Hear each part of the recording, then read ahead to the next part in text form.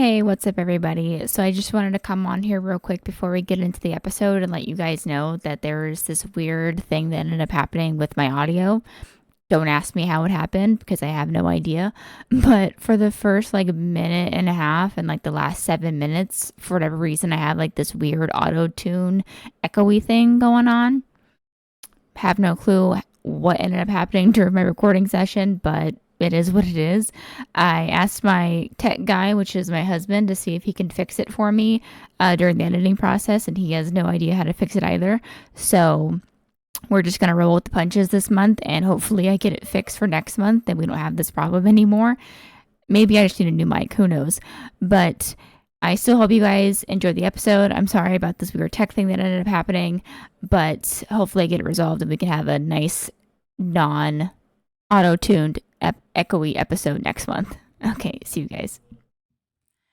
Hey, what is up, everybody? Welcome back to Bitch Pet Podcast. I am your host, April.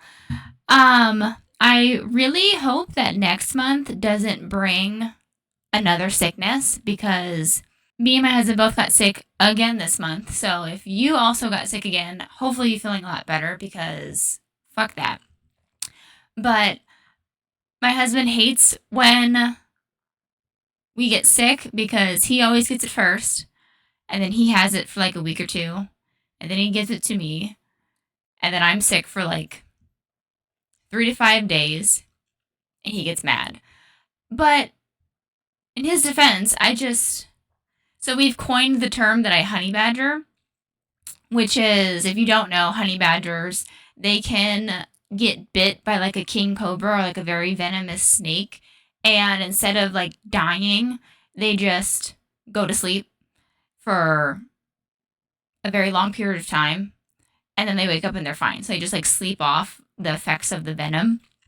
And then they're fine. So we have coined that I honey badger when I'm sick and I just go to bed.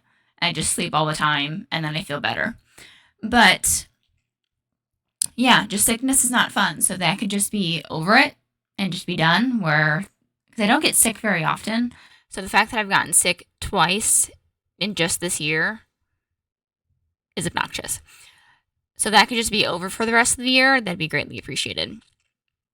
I have this little bunny that my husband got for me today. So he's going to hang out with me. His name is Bandit.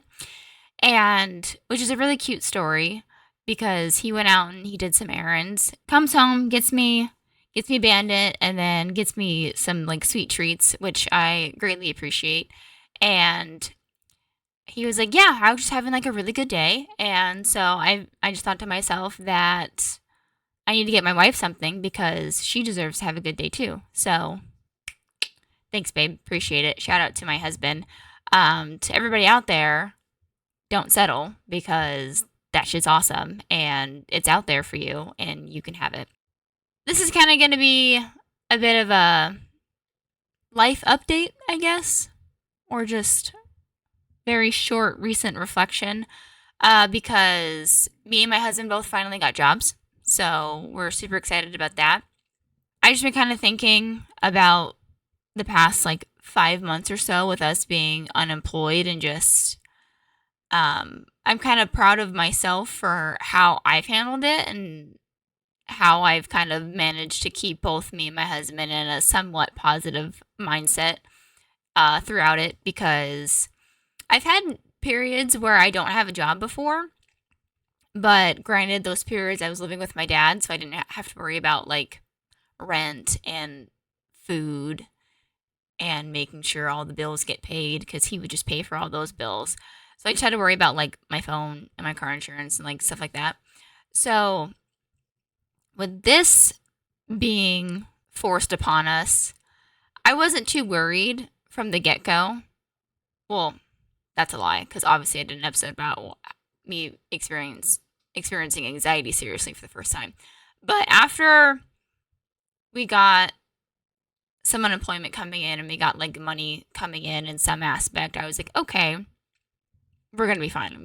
We can at least pay for our rent. We were able to cash out some stuff and make sure all the bills got paid and everything. So I wasn't too worried about it. we did like job searching and everything like that, which job searching is just fucking annoying. I hate job searching. I just everything about it I hate. Like it's not so much as like applying for jobs that I hate. It's more so the act of actually searching for a job that I hate because I just put in like a location and then I just scroll see what's out there. And there's just so many jobs and then it's like I'm not qualified for more than half of these or I'm overqualified for this junk and it's just obnoxious and annoying. But it's behind us now. We both ended up finding jobs that we're excited about and things are on the up and up. But it really just got me thinking about kind of just having faith in the process. And I just kept kind of telling myself, because I read it somewhere. I can't remember if it was like in a book I was reading or in one of my tarot decks or like I read it somewhere. But it was just a very simple phrase of like, if it's not okay, then it's not over. And I just kind of told myself this over and over again when I would like kind of start feeling like down and I'd be fighting off like a mental spiral. I'm just like, hey, like if it's not okay, that's not over. So it really was a testament to just like my own inner faith, I guess, and my own like inner resolve that everything is going to work out. My husband definitely had some struggles with this because he was getting like very discouraged because he wasn't getting offered the jobs that he should have gotten. And even though he was getting interviews, like it wasn't just panning out the way that he was wanting to. And he was stressing real bad. And I was just like, it's just the universe's way of telling you that you're not meant to do this anymore. Like he was going for the jobs that we had just been fired from. He was like, this is my most recent experience. Like I'm good at it. And he applied for like 4 or 5 different of those types of jobs. And he wasn't getting it. And he's like, I don't understand. Like, I'm more than qualified. And I'm like, I get it, but you're just not meant to do that anymore. Like, you did it, and it was what we needed at the time. But clearly, like, everything's telling you you're not supposed to do this anymore. I was like, so just drop that, find something else. And so I ended up finding the job that he got, and which is really funny because it was it's basically the same job he had when me and him first started dating. So I just kind of think I was like, this is like almost like a reset.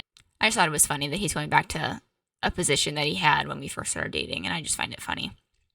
I thought I was gonna be like out of the field that we had just worked in.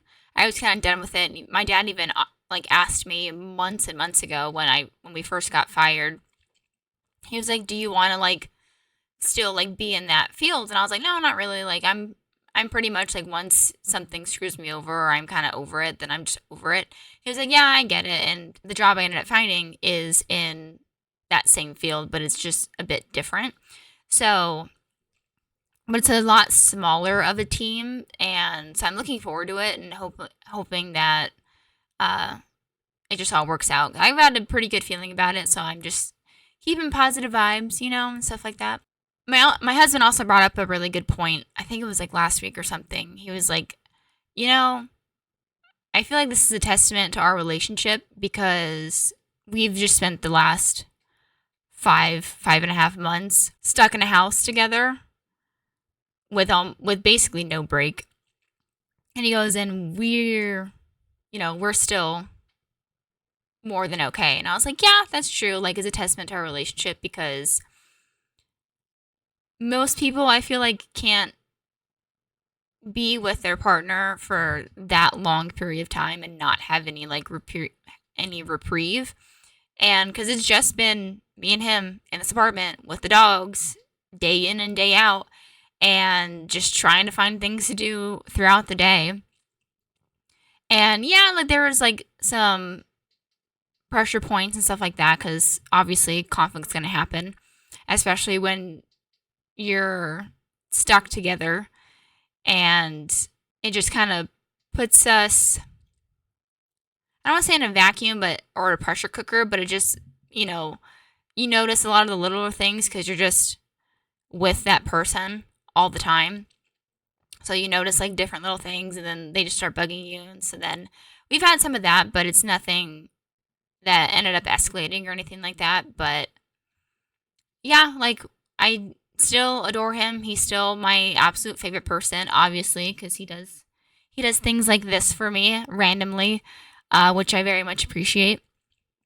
And it was funny because our dog, we get him a lot. One of our dogs, we get him a lot of like stuffed ducks as like his toys, and he just destroys them. Except for the newest one that we got him, we call her his big booty bitch because she's like a really fluffy butt basically, and he hasn't destroyed her. So we're like, maybe he just really likes that type of duck. But so he gave me this bunny, and Gannon, our dog, was just like looking at it like, is that for me? And I was like, no, this is mine. You're not getting my stuffed animal that dad gave me. So I'm gonna have to make sure that little bandit bunny is in a safe location and away from Gannon's grubby paws. Yeah, I'm just kind of looking forward to what this next chapter, I guess, brings, and I'm really proud of myself for how I've handled this stretch of time, because I can see how it can be very easy to just fall into a downward spiral of worry and, nothing's working out and I don't know what to do. And I guess it was like a test of like my own inner belief system, because I knew it was going to work out and I knew that everything was going to be fine and that we were going to find jobs when we were supposed to find jobs, and, it wasn't something to stress about. And yes, granted, making sure we have income and a roof over our head and food on the table is important, but we had the funds to make all the ends meet at the time. And I was like, we're not struggling right now, so when we need to, we'll find it. Yeah, I'm just really kind of proud of myself for getting through this, I guess, kind of like downside of life.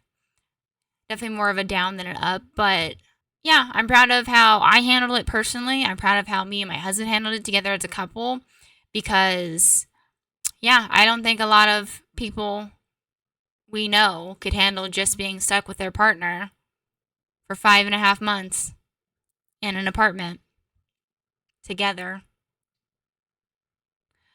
So something that we're both looking forward to is just going out, which is really funny because I'm a homebody and I've turned my husband into a homebody, and I'm very much content with just being in the house and not doing anything and just doing what I want. But I've had 5.5 months of doing that, so I am very much ready to just go out and do literally anything. Just like do something. Like I want to do more than just go to the grocery store or run like really random errands that have to get done. Like I just want to go and be out in the world. But yet at the same time, I still despise people. I'm not a people person at all. We just want to be able to do things. I'm really excited to spend money again. Just to buy the things that I want for myself or for my husband and not just have to worry about the money going to bills. But it's nice to treat yourself to the things that you want and that your husband or partner wants. I'm also just really looking forward to restocking my edible supply so I can start doing those again. I miss that.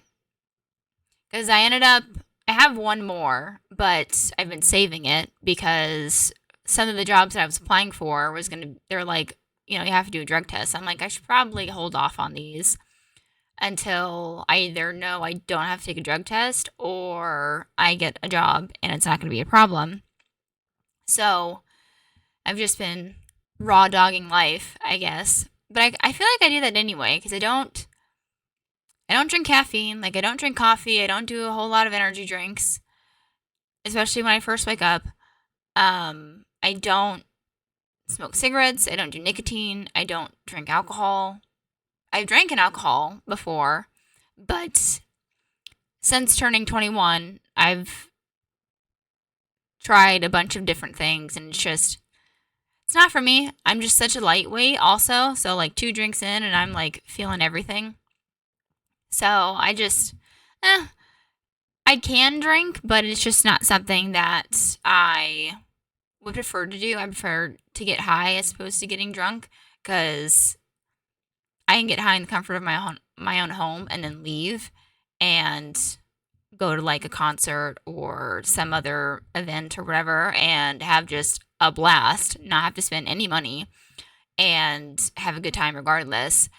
And I can still function like a normal human being when I'm stoned, to the point where even my husband sometimes he has to really look at me and then go, "Are you stoned?" I'm like, "Yeah, I am." And he's like, "Okay, now it makes sense."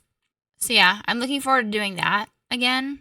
I guess I'm just more looking forward to like getting back to normal. To just have like a routine, I guess.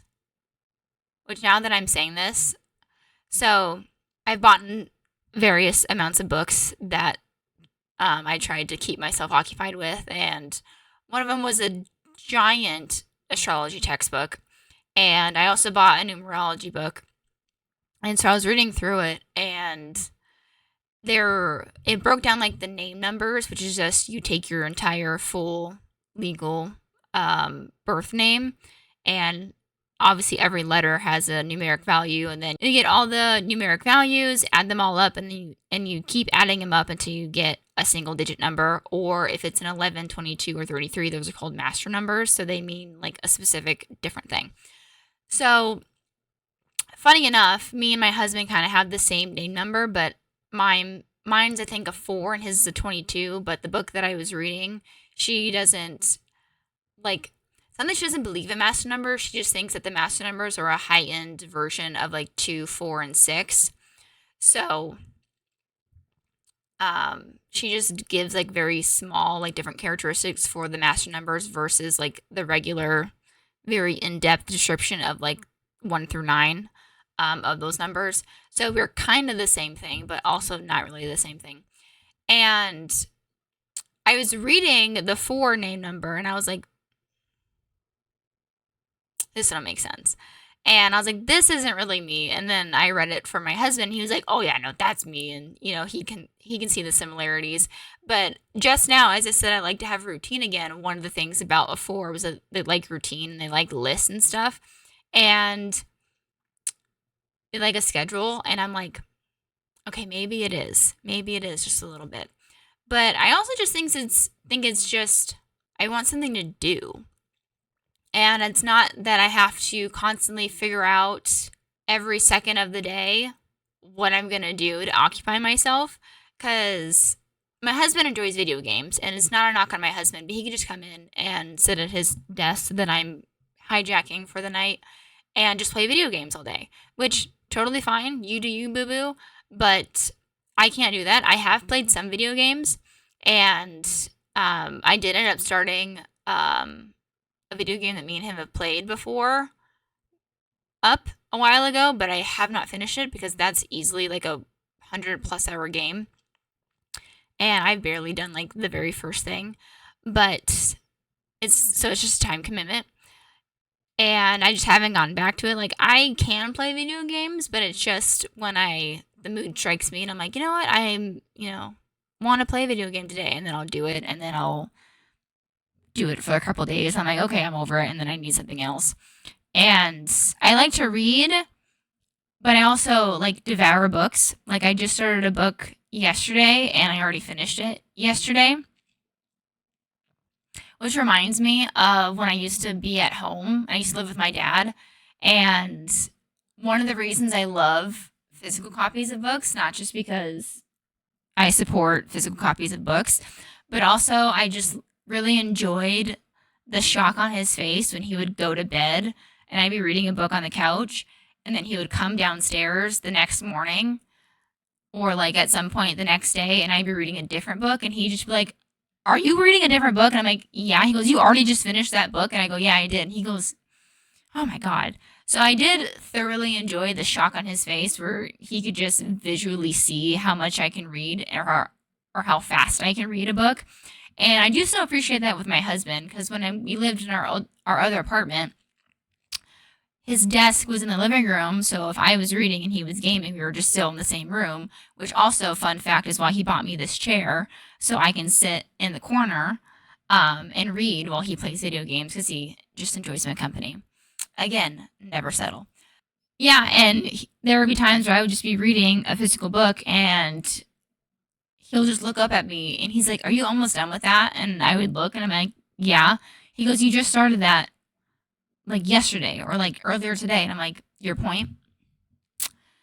So yeah, I think I'm just excited to get back into a routine or just have something else to do other than sit at home all day and find something to do. I think it's going to be good. It's going to be good for both of us. I know my husband's going to enjoy his job. I'm sure I'm going to enjoy my job. And we're just going to see where it takes us in life. And since we're not working at the same company, there's a very good high possibility that we're not going to get fired at the same time. So that's a bonus. Something that we don't have to worry about. I'm going to have to start looking for a car, or at least start saving up for a car. Because with us working at 2 different locations, we're going to have to manage sharing the car. But luckily, we kind of already got a plan in play because we're going to be working the same days and basically the same hours. So we're going to be able to just, he's going to drop me off and then have the car, and then he's going to pick me up later. And if anything were to change, then we're going to be able to figure that out. Yeah, just things are looking up. And if you're ever in your own slumps, I guess, in life, just remember, if it's not okay, then it's not over. And everything's going to work out. And I know it doesn't always feel like it most of the time, but just believe in yourself, believe in the things that you turn to when times are tough. Like I was telling my husband, because he was really struggling one night, and I was like, these are the times where we have to have faith that we're gonna make it work, and we're gonna figure it out, and it's gonna be, what we're supposed to be doing. And if you're going for the same types of jobs and you're not getting them, maybe think of it as that's the universe's way of telling you you're not supposed to be doing that. Change is a part of life. We can't stop it. We can't, make it not happen. It's inevitable. And I think the faster we all realize that, the easier it makes it. Because I'm sure I've said this at some point in the podcast, and if not, then I'll say it now. But I'm not opposed to change. I don't fight it. I don't fear it. I don't have any issue with it, because I know it's just a part of life. And I like change. I sometimes force change. I'll change. Like my cousin said, I used to change my room all the time, and I did. I would get a stick up my ass at like 4 o'clock in the morning, be like, "We're changing this," and I would just completely rearrange my entire room. I've rearranged me and my husband's bedroom because I just wanted to restructure it. When we got a different couch, I changed the living room because I wanted a different layout. So changing your surroundings, granted, is a lot easier in those situations, but also just with bigger things in life. Nothing's really guaranteed, and you can lose stuff very quickly. And sometimes it's not going to be an easy fix. Like, I know my husband would have fully liked us to have, maybe go through a month or 2 with being unemployed and then be able to find jobs. But when you get fired at the end of the year, there's not a lot of job openings. And granted, there was stuff, but most people aren't looking to hire at the end of the year because bureaucracy and budget cuts and like all that mumbo jumbo nonsense. So I kind of realized, I was like, maybe this isn't the time to start looking, and we'll just look up, we'll start looking more seriously at the beginning of the year. So we did, and there was a lot more options available for us. Yeah, I think it's just important to have faith in yourself and have faith that things will work out and that things are going to be okay. Because if they're not okay, then they're not over. And I'll leave you with that because I think that's a very important thing to remember, especially when the struggle is real. Hope you enjoyed the episode. As always, make sure you like the episode, subscribe to the podcast, rate the episode. You follow the podcast on social media, which is Bitch Bet Podcast. And if you want to ever tune into any random rants that I feel like doing, you can check out my Patreon. And I'll be posting those probably exclusively on Patreon, except for the first one because of technical issues, which we love. So as always, follow negative voices in your head, bitch bet. See you guys next month. Okay, bye.